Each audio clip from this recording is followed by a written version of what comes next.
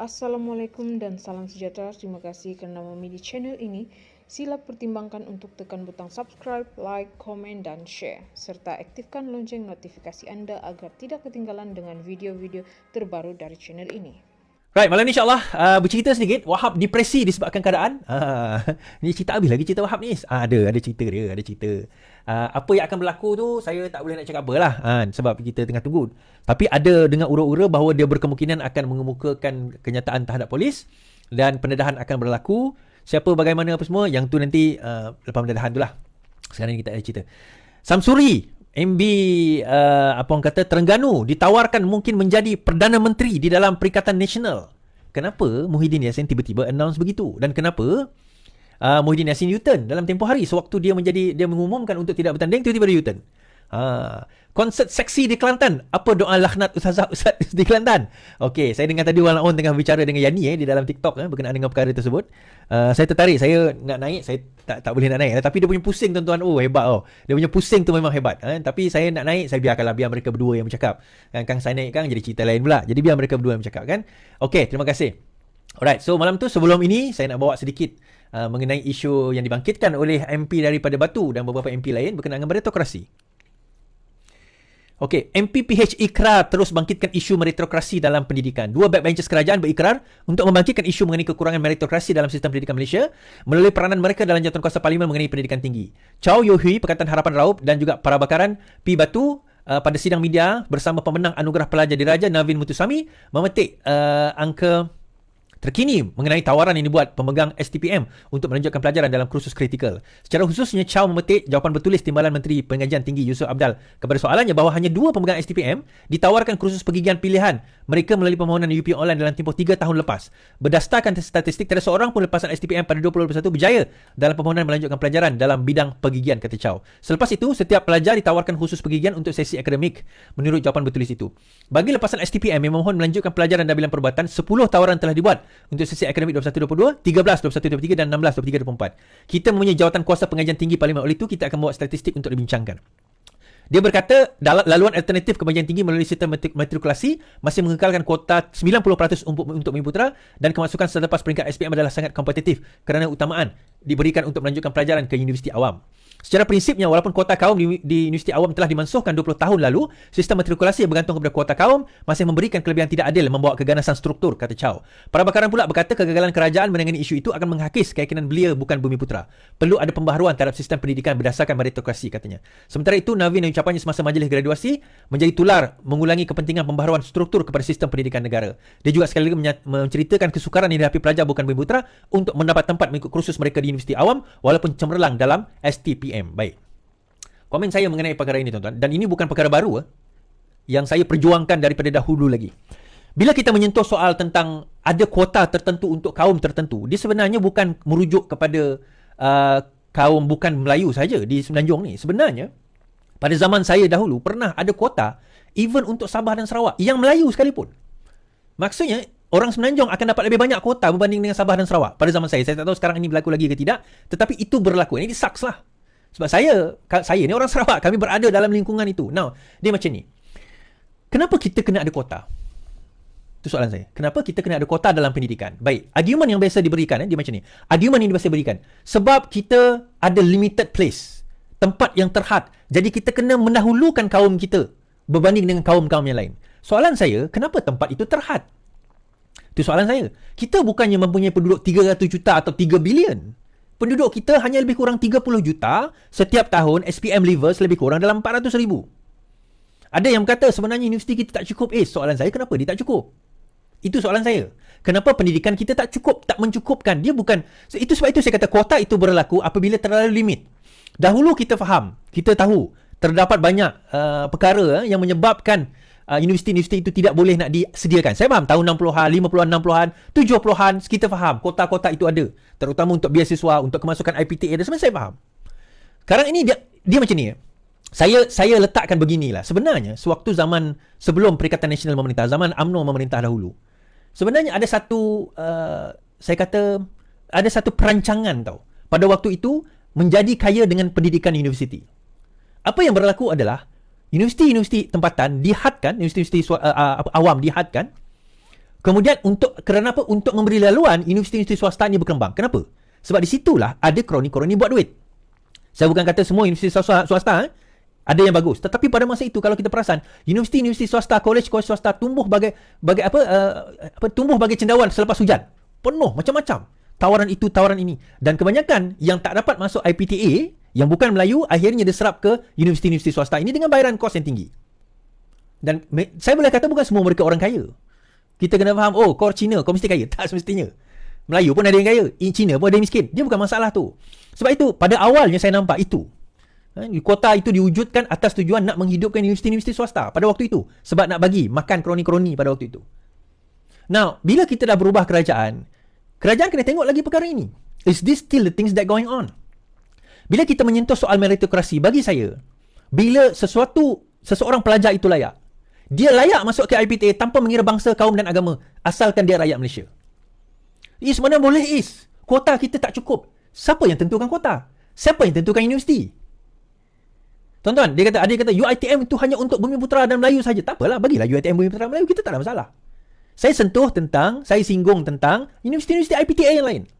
Kita banyak universiti IPTA yang kita telah dah wujudkan dan boleh wujudkan.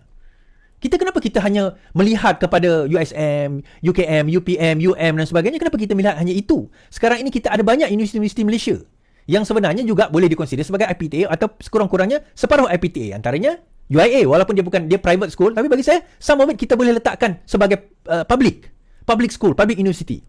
Sama juga dengan UM pun ada dia punya private branch, private wings kita kata. Sebagaimana ada juga public wing. So, daripada sini kita nampak bahawa bila industri pendidikan dijadikan alat untuk menjadi kaya, itu yang jadi isu. Itu yang jadi masalah. Dan kalau kita tengok tadi contohnya macam pergigian, kos pergigian ni, dentistry ni angkat tinggi. Adik ipar saya seorang dentist. Hai adik ipar, kalau anda menonton. Adik ipar saya seorang dentist. Dia swasta. Kalau tak silap saya, dia swasta. Betul. Kos dia tinggi. Okeylah, mungkin kredit dia tak cukup, tak apalah dia ambil swasta. Tapi bagi mereka yang mempunyai pendidikan, kelulusan yang tinggi, kenapa kita masih nak menghadkan lagi, menghadkan lagi universiti dan juga peluang mereka untuk melanjutkan pelajaran. Saya selalu kata macam ni, untuk kita keluarkan satu keluarga itu daripada kemiskinan, kita kena bagi pendidikan pada anak-anak. Tanpa mengira bangsa, tanpa mengira agama, tanpa mengira kaum. Asalkan dia layak, kita kena bagi dia ruang dan peluang untuk dia nak melanjutkan pelajaran tersebut. Itu yang pertama. Nah, yang kedua saya kata bahawa ni, terima kasih Datuk Seri Anwar Ibrahim, dalam bajet dibentangkan tidak ada pernah dalam sejarah Malaysia sejak 1963 lah, sebelum tu ada. Sejak 1963. 1.9 bilion ringgit diperuntukkan kepada sekolah-sekolah pembangunan untuk membaiki sekolah-sekolah di seluruh Malaysia tanpa mengira sekolah itu di bawah kerajaan, penyelidikan kerajaan ataupun sekolah swasta. Swasta arti kata macam metodis, macam sekolah kebangsaan, sekolah kebangsaan dan sebagainya. Tanpa mengira itu, asalkan dia pendidikan, dia akan ada bajet untuk upgrade. Now, kenapa perkara ini penting sebenarnya? Kita bercakap tentang brain drain. Ini yang orang kita tak nampak. Dia nampak duit kat depan mata je. Dia tak nampak brain drain. Apa brain drain apa is? Kita baca. Brain drain ni, saya cerita macam ni. Dia ni bukan Melayu. Dia pandai belajar. Bapak dia pun bukan orang kaya. Dia pun belajar cemerlang. Bila dia cemerlang, dia nak minta IPTA, tak boleh. Kenapa tak boleh? Dia diconsider tidak ada kota untuk dia. Kota tu dah penuh. So akhirnya mak bapak dia kena buat pinjaman, jual tanah, jual itu, jual ini. Kerana nak menyambung pelajaran, dia sambung pelajaran tetapi di IPTS, swasta. Setelah dia pergi ke swasta, dia jadi pelajar yang lebih cemerlang. Dia dapat melanjutkan pelajaran ke luar negara. Akhirnya ditawarkan, ditawarkan untuk bekerja di luar negara. Nah, kita telah kehilangan satu manusia, satu warga negara yang bijak. Pergi ke luar negara, menyumbangkan kebijaksanaan dia di luar negara. So, bila akhirnya kita kata, itulah dia tak patriotik, balik ke negara kita, contribute ke negara kita, dia tanya. Selain daripada sekolah rendah dan sekolah menengah, apa yang negara ini bagi kepada saya? Itu akan timbul persoalan dia nanti. Apa yang negara ini bagi kepada saya? Sedangkan mak bapak saya kena struggle untuk sekolahkan saya, menghantar saya ke universiti. Yang dia orang kena bayar puluhan ribu, mungkin ratusan ribu untuk nak melanjutkan pelajaran saya. Now, bila Datuk Seri Anwar Ibrahim sedar benda ini, memang kita tak boleh nak selesai dalam tempoh masa yang dekat. Perkara pertama yang beliau lakukan adalah perkasakan sistem pendidikan dan juga pusat-pusat pendidikan dalam negara kita. Kenapa? Sebab beliau sedar dalam masa yang akan datang. Dan ini berlaku sewaktu beliau menjadi Menteri Pendidikan dahulu. Dia pernah menjadi Menteri Pendidikan, Menteri Pertanian, Timbalan Perdana Menteri, Menteri Kewangan. Dia kata, dan antara benda yang antara idea pendidikan yang diwujudkan Universiti Islam Antarabangsa UIA adalah idea Datuk Seri Anwar Ibrahim. Bank Islam adalah, tolak tepi Bank Islam lah kan. Tetapi Bank Islam tu pendidikan daripada segi keuangan untuk orang Islam tahun 90-an. Datuk Seri Anwar Ibrahim. Pengukuhan bahasa Datuk Seri Anwar Ibrahim. Tetapi kita kata kenapa beliau meletak orang hina lah hina. Orang hina kata kenapa ada sekolah, kenapa nak kena bagi tandas. Tuan-tuan, kalau dia tak selesa nak pergi ke tandas, dia macam mana dia nak selesa nak belajar? Anak-anak kita ni nak tak selesa nak belajar, nak pergi ke tandas, macam mana dia nak selesa belajar? Kenapa ditekankan benda asas sebegini? Akhirnya bila budak-budak ni nak belajar, anak-anak inilah yang akan contribute balik kepada negara kita. Tuan-tuan percayalah, perbankan Islam yang tuan-tuan guna sekarang ini, thank you kepada siapa? Yang tahun ini, thank you kepada siapa tuan-tuan? Datuk Seri Anwar Ibrahim. Kalau tidak, kita ni riba sampai sekarang. Riba tak selesai. Pada masa itu pas tapi di mana kita enjoy? Bila masa kita enjoy sekarang ini? Ni. Now, kita jangan terkejut apa yang Datuk Seri Anwar letak sekarang ni, kita akan, bukan kita, anak kita, cucu kita akan enjoy 20 years, 30 years from now. Kita mungkin tak nampak. Tetapi perkara inilah sebenarnya yang sepatutnya kita lihat. Dan bila kita bercakap soal meritokrasi, maksud meritokrasi ini, seseorang itu masuk ke pusat pengajian tinggi kerana kemampuan dan kelebihan yang dia ada, bukan kerana kuota.